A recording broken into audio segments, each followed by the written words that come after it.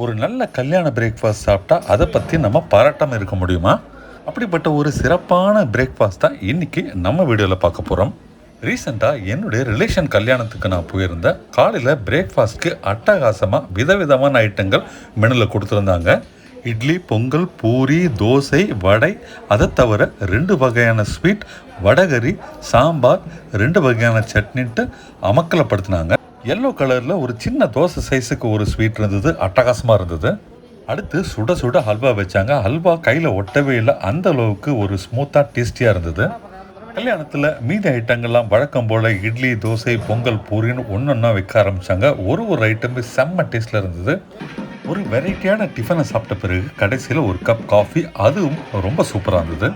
நல்ல சமையல் பண்ண அந்த சமையல்காரர்களுக்கும் நல்ல பந்தியில் பரிமாறின அந்த நபர்களுக்கும் இதோ இந்த கல்யாண தம்பதிகளுக்கும் என்னுடைய நன்றியை சொல்லிட்டு வாழ்த்தி அங்கிருந்து புறப்பட்டேன்.